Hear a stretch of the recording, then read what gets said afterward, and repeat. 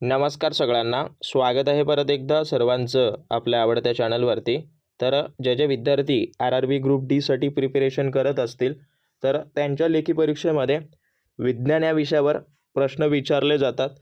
So आजच्या या व्हिडिओतून आपण असे काही प्रश्न बघणार आहोत की RRB ग्रुप डीच्या एक्झाममध्ये जवळपास 10 ते 15 वेळा हा प्रश्न विचारलेले आहेत आणि हे सगळे प्रश्न पाठ करून जा. ओके, पाठ नसतील तर पाठ करून जा.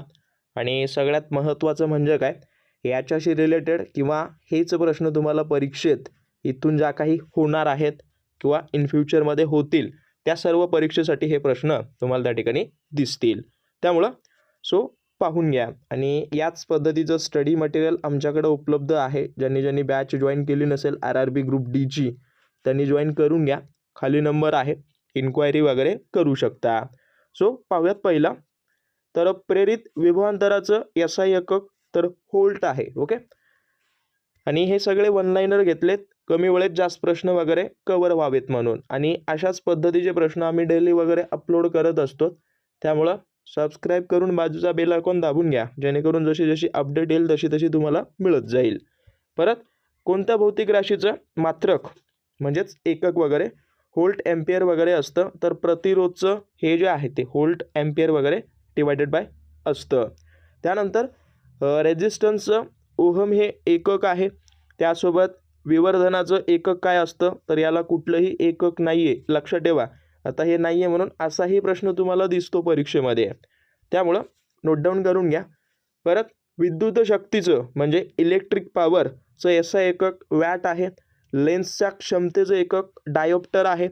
त्यानंतर नाभिय अंतराचं SI एकक काय आहे, मीटर आहे. ओके, परत विद्युत ऊर्जेचं व्यावसायिक मात्रक काय आहे, तर किलोवॅट तास हे आहे. त्यानंतर रोधकताचं SI एकक काय आहे, तर ओहम मीटर त्या ठिकाणी आहे. परत बघायला गेलं की 1 किलोवॅट म्हणजे किती जूल वगैरे. ओके, तर 1000 JS वगैरे ते असतं. त्यानंतर 1 नॅनोमीटर किती मीटरच्या बरोबर असतं, तर 10⁻⁹ वगैरे ते असतं. परत 1 कुलोम डिवायडेड बाय 1 सेकंद म्हणजे काय, तर 1 ॲम्पियरची ही व्याख्या आहे किंवा 1 ॲम्पियर बरोबर 1 कुलोम डिवायडेड बाय 1 सेकंद वगैरे ते आहे. परत 1 पिकोमीटर कशाच्या बरोबर असतं, तर 10⁻12 मीटर ते त्याचं असतं. परत 1 जूल ऊर्जेची व्याख्या काय असतं, तर 1 न्यूटन गुणिले 1 मीटर याच्यापासून 1 जूल त्या ठिकाणी ऊर्जा तयार होते. आणि खूप सारे विद्यार्थी बघतात निघून जातात, सबस्क्राईब वगैरे करत नाहीत. याच्यामुळं काय होतं की अशा पद्धतीचं जे काही स्टडी मटेरियल आहे ते तुम्हाला मिळत नाही. जे काही महत्त्वाचं आहे ते आम्ही या ठिकाणी फ्रीमध्ये उपलब्ध करून देतो आहे. व्यवस्थित सबस्क्राईब करून बेल आयकॉन दाबून ठेवा. परत 746 वॅटला कुठल्या नावानं ओळखतात, तर 1 हॉर्स पॉवर किंवा HP. ओके, जसं की बघायला गेलं तर 1 HP बरोबर 746 वॅट वगैरे असतं. यावर अशा पद्धतीनं विचारला जाईल. परत फेमटोचा अर्थ 10वा कितवा घात आहे, तर 10चा -15 हा घात वगैरे फेमटोचा अर्थ वगैरे आहे. परत 1 किलोवॅट म्हणजेच किती जूलच्या बरोबर असतं, तर 3.6 गुणिले 10⁶ घात वगैरे जूल याच्या बरोबर तो असतो. परत वाहनांची गती मोजण्याचं यंत्र वगैरे स्पीडोमीटर आहे. सोनार हा कशाचा एक प्रकार आहे, तर इकोलोशनचा हा प्रकार आहे. त्यासोबत कोणत्याही वस्तूवर केलेलं कार्य कशावर निर्भर नसतं म्हटलंय. ओके, तर निर्भर नसतं म्हणजेच काय, वस्तूच्या वस्तुमानावर ते निर्भर नसतं. ओके, वस्तुमानावर.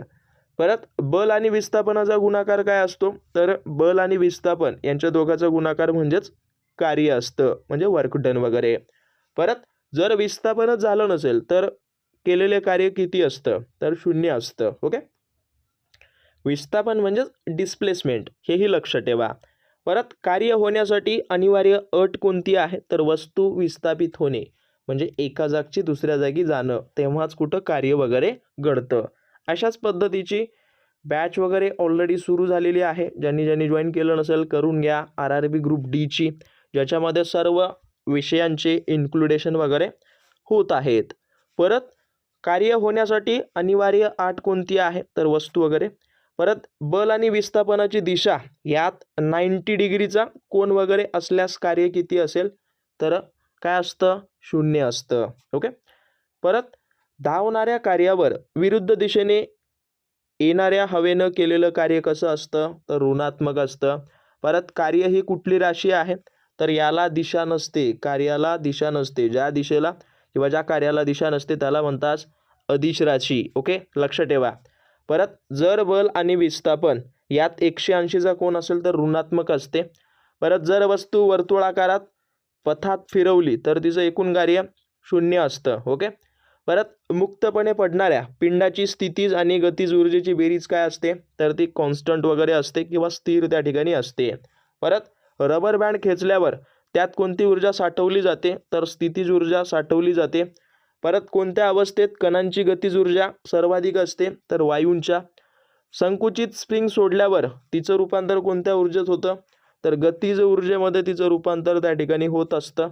परत वस्तूची स्थितीज ऊर्जा कशासोबत वाढते, तर उंचीसोबत ती वाढत असते. त्यानंतर धरणात साठवलेल्या पाण्यात कोणती ऊर्जा असते, तर ती स्थितीज ऊर्जा असते. त्यासोबत गतिशील वस्तूमध्ये अनिवार्यपणे कोणती ऊर्जा असते, तर त्या ठिकाणी असते गतीज ऊर्जा. ओके, लक्ष ठेवा. परत संकुचित स्प्रिंगमध्ये सामान्य स्प्रिंगच्या तुलनेत कोणती ऊर्जा वगैरे जास्त असते, तर स्थितीज ऊर्जा. स्प्रिंग काय, तेच जे असतं ना स्प्रिंग वगैरे ॲज इट इज, हे अशा पद्धतीनं वगैरे. तर त्याच्या संदर्भात आहे हा प्रश्न. परत सायकल चालवताना कोणत्या ऊर्जेचं रूपांतर गतीज ऊर्जेत होते, तर जे काही स्नायूद्वारे ऊर्जा निर्माण केली जाते रासायनिक ऊर्जेचं रूपांतर गतीज ऊर्जेत त्या ठिकाणी होतं. परत पावसाचे थेंब खाली पडताना कोणत्या ऊर्जेचं रूपांतर कशात होतं, तर ते पावसाचं थेंब स्थितीज अवस्थेत किंवा स्थितीज ऊर्जेत असतात, ते गतीज ऊर्जेत काय होतं, त्यांचं रूपांतर त्या ठिकाणी होतं. परत स्थितीज ऊर्जेचं गणितीय सूत्र mgh ते आहे. परत हायड्रोल इलेक्ट्रिक पॉवर स्टेशनमध्ये टर्बाईन कशामुळे फिरते, तर पाण्याच्या गतीज ऊर्जेमुळं. ओके, जे काही वेगवेगळे धरणं असतात ना, त्यातून जे काही ऊर्जा निर्मिती केली जाते, वीज निर्मिती वगैरे, ते त्यावर चालतं. परत गॅसने भरलेला फुगा वर जाताना त्याच्या स्थितीज ऊर्जेत काय बदल होतो, तर त्याची स्थितीज ऊर्जा काय होते, वाढते.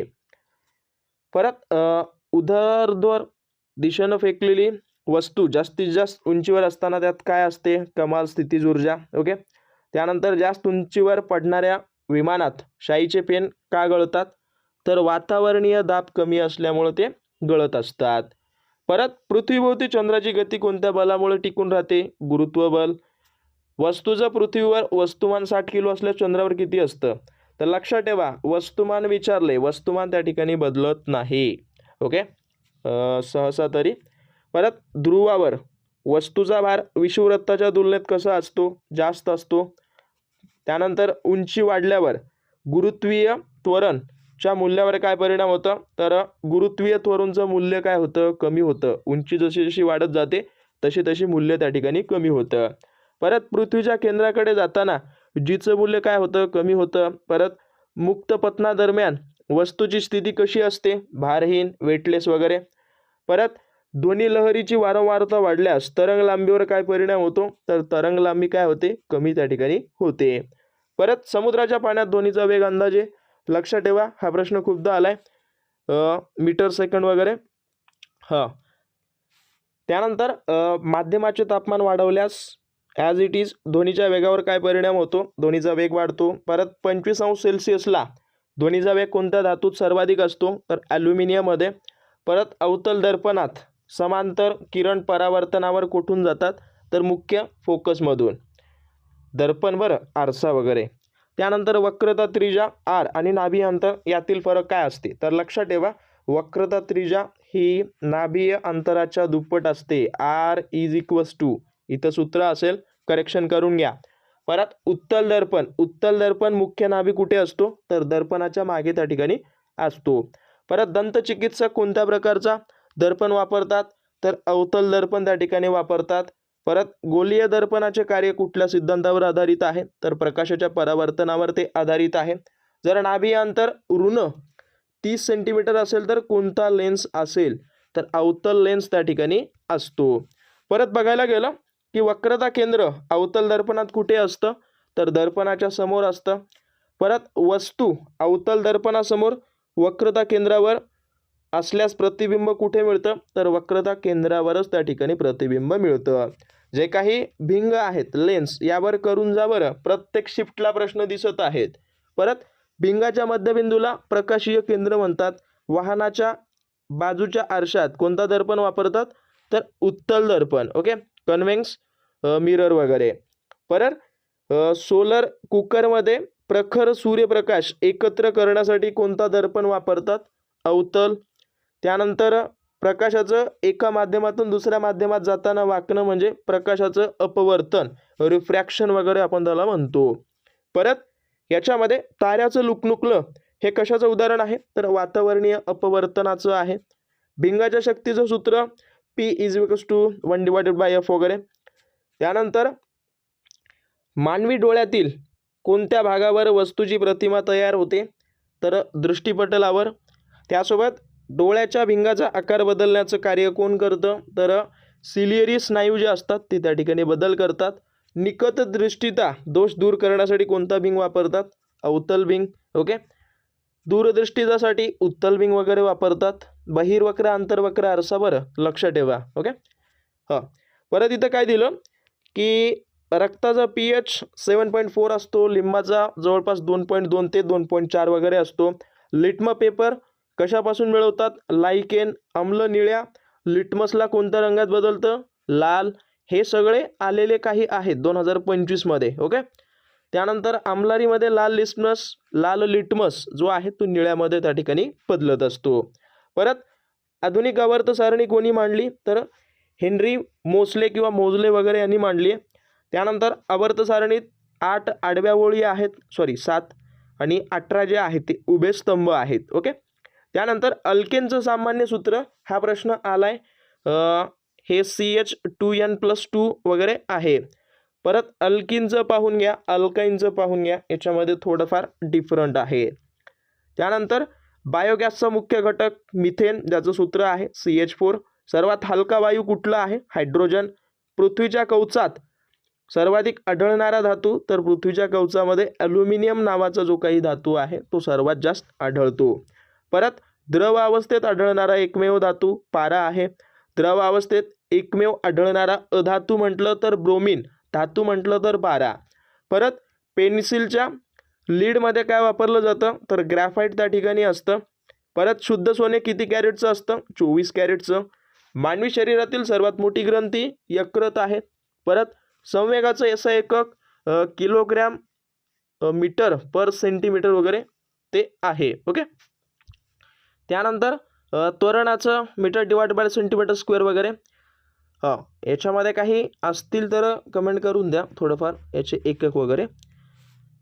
ध्वनी लहरी कोणत्या प्रकारच्या लहरी आहेत, अनुतरंग. प्रकाशाच्या लहरी कुठल्या प्रकारच्या, अवतरंग. त्यानंतर निर्वात पोकळीत प्रकाशाचा वेग किती असतो, तर 10⁸ घात वगैरे, ॲज इट इज 3 × 10⁸ घात वगैरे मीटर पर सेकंद वगैरे. आणि परत याच्यामध्ये काय दिले की मानवी कानाला ऐकू येणाऱ्या ध्वनीची मर्यादा 20 हर्ट्झपासून ते जवळपास 20,000 हर्ट्झपर्यंत त्या ठिकाणी असतं.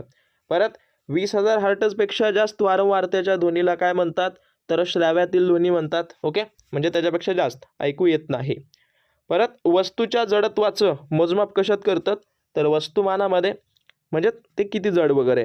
परत आर्किमिडीजचं तत्व कशाशी संबंधित, प्लावक बलशी. हा जवळपास 2025 मध्ये आलाय बरं, सो नोट डाऊन करून घ्या.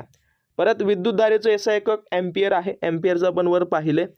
परत अवतल दर्पणासमोर वक्रता केंद्रावर ठेवलेल्या वस्तूचं प्रतिबिंब कुठं मिळतं, तर वक्रता केंद्रावरच मिळतं. परत बघा, जर एखाद्या उपकरणाचं नाभीय अंतर F ऋणे 30 सेंटीमीटर असेल तर काय असू शकतं, तर अवतल लेन्स किंवा ते काय असतं, अवतल दर्पण त्या ठिकाणी असतं. परत याच्यामध्ये दर्पणाच्या सूत्रानुसार गोलीय दर्पणाचं नाभीय अंतर कशाच्या बरोबर असतं, तर UV / U+V या पद्धतीनं त्याचं सूत्र त्या ठिकाणी असतं. परत 2 मीटर नाभी अंतर असलेल्या उत्तल दर्पणाची वक्रता त्रिज्या लक्षात ठेवा. उत्तल जेव्हा विचारले तेव्हा 2 जे काही त्रिज्या वगैरे दिलेलं असेल नाभी अंतर त्याच्या दुप्पट ॲज इट इज काय असते, वक्रता त्रिज्या त्या ठिकाणी असते. ओके. परत याच्यामध्ये काही दर्पणाचे क्वेश्चन्स आहेत, पाहून घ्या. तसा व्हिडिओ फार लांब होईल. जमलं तर बाकी जे काही रिमेनिंग क्वेश्चन्स आहेत त्यांची PDF मी टेलिग्रामला अपलोड करण्यावर भर देईन. टेलिग्राम जॉईन केलं नसेल करून घ्या. खूप सारे प्रश्न या ठिकाणी आहेत, अथवा स्क्रोल डाऊन करतो, या ठिकाणी पाहून घ्या. ऑक्सिजनचा अणुभारांक विचारलंय 16 आहे.